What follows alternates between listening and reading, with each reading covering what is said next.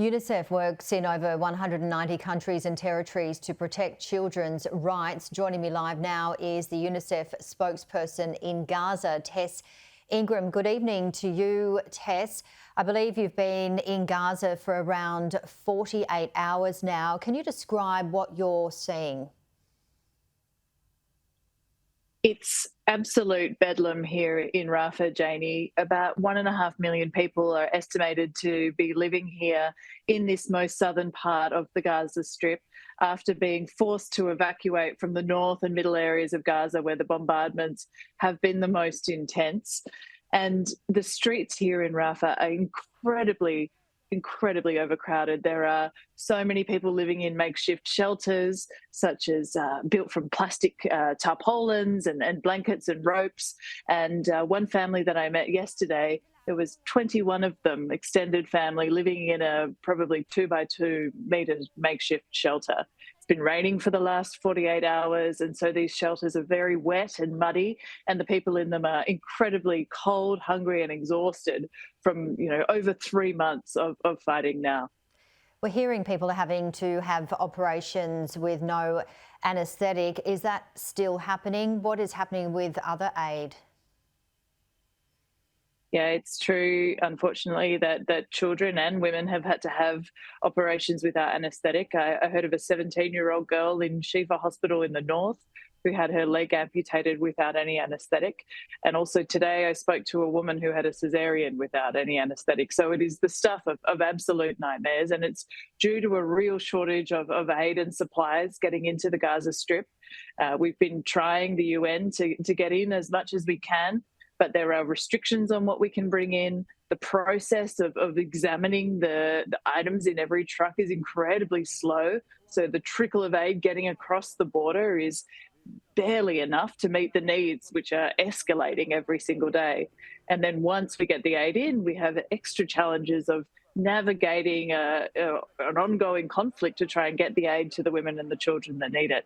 So that's why UNICEF and other groups have been calling for an immediate ceasefire so that the fighting can stop, peace can come to Gaza, and we can distribute the aid that's so desperately needed. What about food? We have heard that there hasn't been enough food. What are you seeing? There really hasn't been enough food. Most people that I've spoken to have said that they're relying on cans of tinned food that are being distributed by aid agencies. There are informal markets popping up here in Rafah where people are trading things and buying goods, but the cost of things is so much more expensive than it was 3 months ago because of obviously the supply and demand equation. People don't have cash because they're not earning an income. And so the ability for people to access food is incredibly limited. We did a survey of 2,000 children under 2 and their families. And those 2,000 children, 90% of them were only getting milk and bread to eat each day. So it's really dangerous for children's nutritional needs, particularly small children as they grow and for their brain development. So we're worried about the risk of severe acute malnutrition in children here in Gaza, and of course the risk of famine. What about the mental health? Again, UNICEF works in over 190 countries and territories to protect children's rights. We're hearing the effects of mental health across places in Israel, all across the Middle East, of course, and no doubt the hostages and their families taken by Hamas on October 7. The mental health is just, I can imagine, no words could describe it. It's exactly, there are no words. We run out of adjectives, don't we? I think the situation has many layers, right? When you think about the ongoing fear and tension that children in the Middle East have to endure on a daily basis. We're hearing about the risk of escalation of conflict in the Middle East. I think for children throughout the region, feeling like the fabric that protects them of their communities in their region, the risk of that falling apart is obviously very scary, no matter where they are.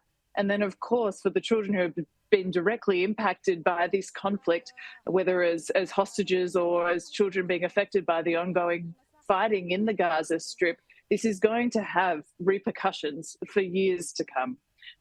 For the children that we're able to access in Gaza, we're providing mental health services and recreational activities to try and get ahead of some of those issues, to give the children something to do during the day, to forget the fear and express their emotions in a healthy way. Tess Ingram, spokesperson in Gaza for UNICEF, thank you so much for your time.